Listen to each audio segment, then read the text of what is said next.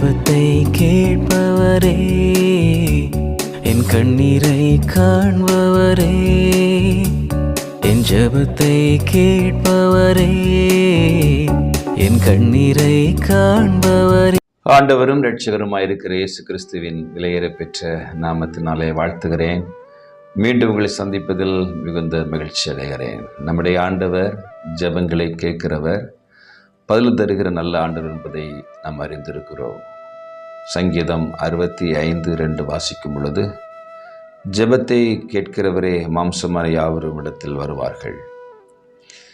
ஒருவேளை இந்த காலை வேளையில் இந்த வார்த்தை கேட்டுக்கொண்டிருக்கிற அன்பு சகோதரனை சகோதரியே, பல வருஷங்களாக நான் ஜெபித்து கொண்டிருக்கிறேன், என் ஜெபத்திற்கு பதில் கிடைக்கவே இல்லை என்று சோர்ந்து போய் இந்த வார்த்தையை கேட்டுக்கொண்டிருக்கிறீங்களா?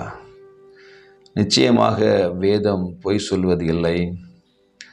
அவர் ஜெபத்தை கேட்காத தேவன் அல்ல, அவர் சிலை அல்ல, கல் அல்ல, அவர் ஜீவனுள்ள தேவன் என்பதை நீங்கள் மறந்துவிடக்கூடாது.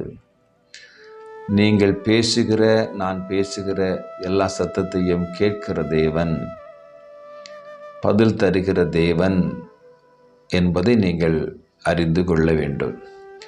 அப்படி என்றால் என்னுடைய ஜெபம் ஏன் கேட்கப்படவில்லை என்கிற கேள்வி உங்களிடத்தில் இருக்கிறது. நானும் என்னுடைய வாழ்க்கையில் வாலிப நாட்களில் நான் ஒரு ஆண்டிடத்தில் அதிகமாக ஒவ்வொரு நாளும் ஜெபித்து கொண்டே இருப்பேன். ஆண்டவரே, நான் ஒரு எலக்ட்ரானிக்ஸ் அண்ட் கம்யூனிகேஷன் இன்ஜினியரிங் அந்த பாடத்திட்டத்தை நான் படித்து அதில் சிறந்த ஒரு பொறியாளராக நான் திகழ வேண்டும் என்பதற்காக ஒவ்வொரு நாளும் ஜெபித்து கொண்டே இருப்பேன். நாட்கள் வந்தது. ஆனால் எனக்கு நான் நினைத்த, விரும்பின, ஆசைப்பட்ட அல்லது ஜெபித்த அந்த பாடத்திட்டத்தில் எனக்கு கிடைக்கவில்லை. இத்தனை ஆண்டுகளாக ஆண்டு சமூகத்தில் ஒரே காரியத்துக்காக நான் ஜெபித்தேனே, ஆனால் எனக்கு பதில் கிடைக்கவே இல்லையே. சோர்ந்து போனேன். ஆண்டவர் ஜெபத்தை கேட்க மாட்டார் போல் இருக்குதே, என் ஜெபங்கள் இத்தனை வருஷங்கள் ஜெபித்த ஜெபங்கள் எல்லாம் வீணாகி போய்விட்டது என்று சொல்லி மிகுந்த சோர்வடைந்தவனாகவே காணப்பட்டேன். நாட்களும் கடந்து போனது, வருஷங்களும் கடந்தது. ஆனால் நான் விரும்பாத ஒரு பாடத்திட்டத்தையே நான் படிக்க நேர்ந்தது. பல ஆண்டுகளுக்கு பின்பாக நான் யோசித்து பார்த்தேன். நான் ஜெபித்த காரியத்தை நிச்சயமாக கர்த்தர் கேட்டார், என் ஜெபத்தை கேட்டார். எனவே நான் விரும்பாத ஒரு பாடத்திட்டத்தை படித்தேன், வெறுப்போடு படித்தேன். ஆனால் அதுதான் என் வாழ்க்கைக்கு கை கொடுத்தது. இன்றைக்கு நான் ஆசீர்வாதமாக இருக்கிறதற்கு நான் விரும்பாத, நான் வெறுத்த அந்த காரியத்தை கர்த்தர் என்னுடைய ஜெபத்தை கேட்டு தந்ததுனால தான் ஆசீர்வாதமாக இருக்கிறது. ஒருவேளை நான் ஜெபித்த அந்த ஜெபத்தின்படியாக கர்த்தர் தந்திருப்பார் என்று சொன்னால் என்னுடைய வாழ்க்கை ஆசீர்வாதமாக இருக்காது என்பதை பின்பாக புரிந்து கொள்ள முடிந்தது. இதை கேட்டுக்கொண்டிருக்கிற அன்பு சகோதரனை சகோதரியே, நம்முடைய ஆண்டவர் ஜெபத்தை கேட்கிறவர் என்பதை நீங்கள் ஒரு நாளும் மறந்துவிடக்கூடாது. ஆனால் நம்முடைய பார்வையில் அது கேட்காது போலவே இருக்கும். அதனால் நீங்கள் ஜெபத்தை விட்டு விடாதீங்க. ஒருவேளை ஒரு காரியத்திற்காக நீங்கள் பாரப்பட்டு ஜெபித்து கொண்டிருப்பீங்க.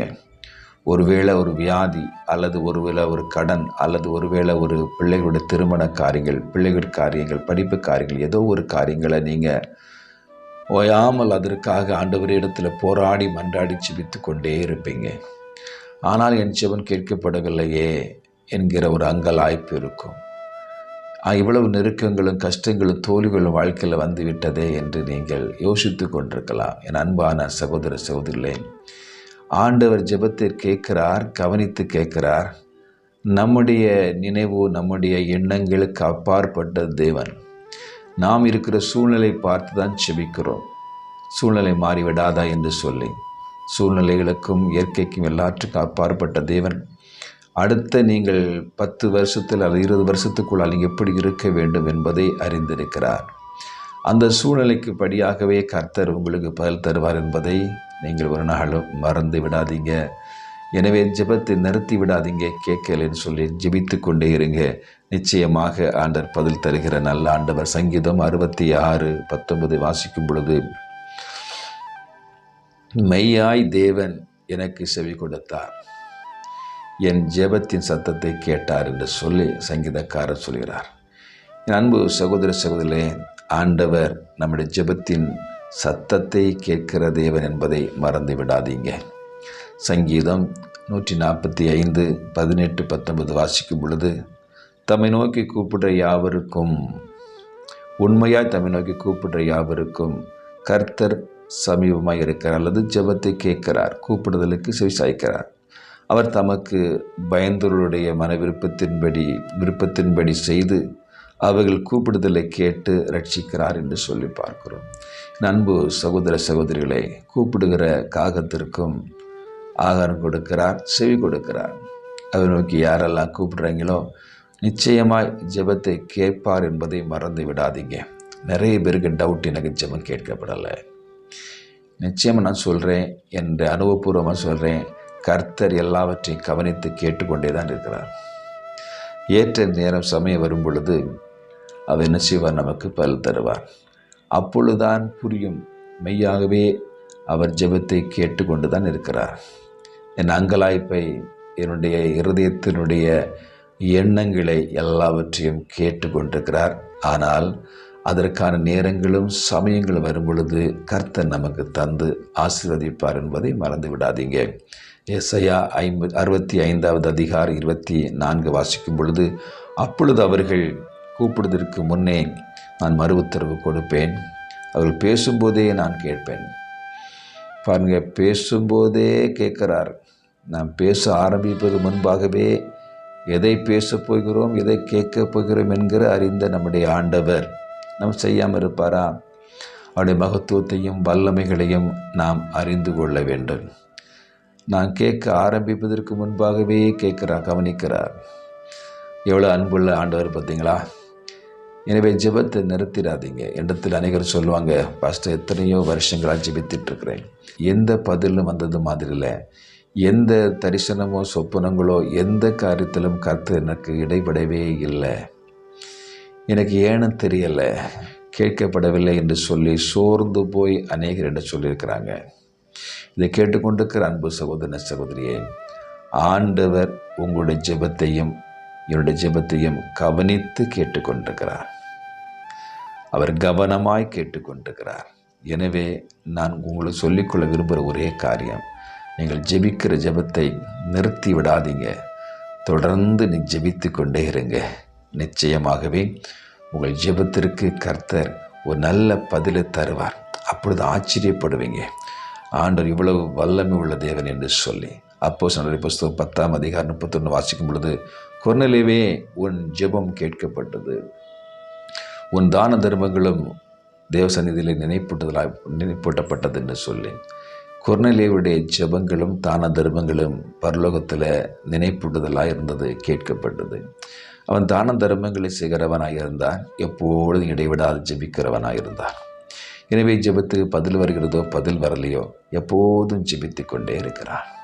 எனவே இது நினைப்பூட்டுதலாக பரலோகத்தில் எட்டியது என்று சொல்லி இந்த வேதத்தில் வாசிக்கிறோம். இன்னும் அநேக வேதத்தில் ஜெபத்தை குறித்து நிறைய விஷயங்கள் இருக்கிறது. இயேசு கிறிஸ்துடைய ஜெபங்கள் பாருங்கள், பிதாவை நோக்கி ஜெபிக்கிறார்.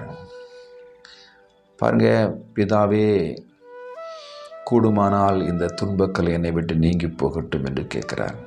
ஆனால் அந்த ஜெபத்திற்கு பதில் கிடைக்கவே இல்லை.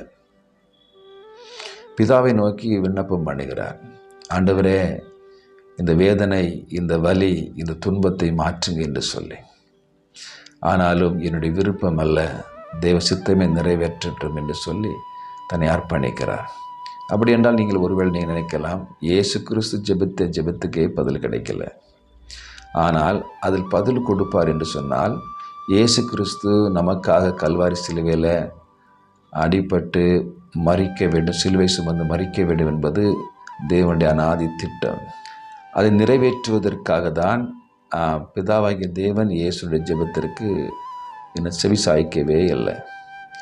செவி சாய்த்திருந்தார் என்றால் சிலுவையில் இயேசு மரித்திருக்க முடியாது, அந்த பாடுகள் நிந்தையோடு கூட மரித்திருக்க முடியாது. என் அன்பு சகோதரர், ஒரு மீட்பை பெற்றிருக்க முடியாது. பெரிய ரட்சிப்பு உலகத்தில் எல்லா ஜனங்களுக்கு ரட்சிப்பு, விடுதலை இயேசு கிறிஸ்து மூலமாக வந்திருக்காது.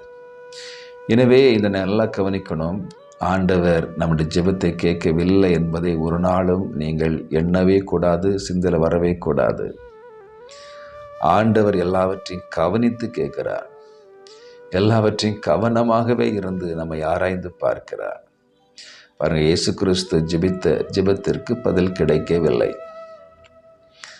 பாருங்க, அப்படி என்றால் ஏன் கிடைக்கவில்லை, ஏன் கொடுக்கவில்லை? ஏனென்றால் ஆண்டவருடைய சித்தம் இயேசு கிறிஸ்து கல்வாரி சிலுவைகளை மறிக்க வேண்டும் என்பது சித்தம். புரியுதா? எனவே நீங்களும் ஏன் ஜெபத்துக்கு பதில் கிடைக்கவில்லையே என்று சொல்லி நீங்கள் சோர்ந்து போய் இருக்கிறீங்க, கவலைப்பட்டுக்கிட்டே இருக்கிறீங்க. உங்களுக்கு ஜெபத்திற்கு பதிலை தந்திருப்பார் என்றால் உங்கள் வாழ்க்கை ஆசீர்வாதமாக இருக்காது. உங்கள் ஜெபத்திற்கு பதிலை வேறு வழியில் தருவார் என்றால் அது உங்களுக்கு ஆசீர்வாதமாக இருக்கும் என்பதை உணர்ந்து கொண்டு ஒரு நாளும் ஒரு நிமிஷமும் தேவனை குற்றப்படுத்தாதீங்க. வேதம் சொல்கிறது, ஜெபத்தை கேட்கிறவர் அவர். எனவே மாம்சமான யாவரும் அவரிடத்தில் ஓடி வருவார்கள். எல்லாருடைய ஜெபங்களையும் கவனித்து கேட்கிறார். ஆனால் யார் யாருக்கு எப்பொழுது எந்த நேரத்தில் பதில் கொடுக்க வேண்டும் என்பது பிதாவிட சித்தம். இயேசு கிறிஸ்து வழியாக பிதாவானவர் உங்களுக்கும் எனக்கும் நிறைவான ஒரு சமாதானத்தை, மகிழ்ச்சியை, பரிபூர்ண சமாதானத்தை தருகிறதற்கு நாட்களும் சமயங்களும் நேரங்கள் வரும்பொழுது தரும்பொழுதுதான் உங்களுக்கு அது ஆசீர்வாதமாக இருக்கும். என்னுடைய வாழ்க்கையில் அநேக இடங்களில் பார்த்துருக்கிறேன். நான் ஊழியம் செய்கிறேன். நான் ஊழியத்திற்கு என்னிடத்தில் வருகிறவர்களுக்கு ஆண்டவர் அற்புதங்களை செய்கிறார், ஜெபத்தை உடனடியாக கேட்கிறார். நான் ஒரு முறை ஆண்டவர்கிட்ட கேட்டேன், ஆண்டவரை, நானும் ஒரு காரியத்திற்காக பல வருஷமாக ஜெபித்து கொண்டிருக்கிறேன், எந்த பதிலுமே தந்தது போல தெரியலை. 7 வருஷம் ஒரு காரியத்துக்கு நான் ஜெபித்து கொண்டு தந்தது மாதிரி தெரியலையே. என்னிடத்தில் வருவங்களுக்கெல்லாம் உடனடியாக பதிலை கொடுத்து கொண்டே இருக்கிறீங்களே என்று நான் ஆண்டவரிடத்தில் முறையிட்ட போதும் அது எந்த பதிலும் இல்லை. 7 ஆண்டுகளுக்கு பிறகாக அந்த காரியத்திற்கு பதில் தந்தபோது ஒரு பரிபூர்ண சமாதானம் என் வாழ்க்கையில் வந்தது. இதை கேட்டுக்கொண்டிருக்கிற அன்பு சகோதரனே, சகோதரியே, பரிபூர்ண சமாதானம், சந்தோஷம், மகிழ்ச்சியை ஆண்டவர்களுக்கு தர வேண்டி என்பதற்காக பல ஆண்டுகளாக உங்களுக்கு ஜெபம் கேட்கப்படாத ஒரு உணர்வு உங்கள் வாழ்க்கையில் வரலாம். ஆனால் நிச்சயமாக நான் சொல்கிறேன், உங்கள் ஜெபம் கேட்கப்பட்டு கொண்டே தான் இருக்கிறது. அவர் கவனித்து கேட்டுக்கொண்டு தான் இருக்கிறாரு என்பதை திட நம்பிக்கையோடு கூட நம்புங்க. நிச்சயமான ஒரு நன்மை, ஆசீர்வாதத்தை கர்த்தர் நமக்கு தருவார். நான் உங்களுக்கு ஜெபிக்க போகிறேன். எங்களை அதிகமாக நேசிக்கிற அன்பின் பரலோக பிதாவே, இந்த நாளுக்காக உங்களுக்கு நன்றி செலுத்துகிறேன். ஜெபத்தை கேட்கிறவர் என்று சொல்லி நாங்கள் வேதத்தில் வாசித்து தியானித்த ஆண்டவரே, இப்பொழுதும் இதை பார்த்து கொண்டிருக்கிற, கேட்டுக்கொண்டிருக்கிற அன்பு சகோதரன் சகோதரிகள், என் ஜெபம் கேட்கப்படவில்லையே என்று சொல்லி துக்கத்தோடு, கவலையோடு, பாரத்தோடு இருக்கிறாங்க. ஆண்டவரே, இந்த வார்த்தை வழியாக அவள் தெளிவுபடுத்துங்க. ஆண்டவரே, எல்லாருடைய ஜெபங்களையும் கர்த்தர் நிச்சயமாய் கேட்கிறார் என்பதை அறிந்து கொண்டு, புரிந்து கொண்டு, காலதாமதம் வரும் பொழுது முறுமுறுக்காமல் உம்முடைய சமூகத்தில் காத்திருந்து ஜெயத்தை பெற்றுக்கொள்கிற பிள்ளைகளாக மாற்றப்போகிற கிருபைகளுக்காய் ஸ்தோத்திரம். ஒவ்வொரு பிள்ளைகளையும் ஆசீர்வதிங்க. ஜெபத்தை கேட்டு பரிபூர்ண சந்தோஷத்தை, மகிழ்ச்சியும் கொடுக்கப்போகிற கிருபைகளுக்காய் ஸ்தோத்திரம். இயேசு கிறிஸ்துவின் விலையேற பெற்ற நாமத்தில் ஜெபிக்கிறேன் நல்ல பிதாவே. ஆமேன், ஆமேன். God bless you. கர்த்தர் ஆசீர்வதிப்பாராக.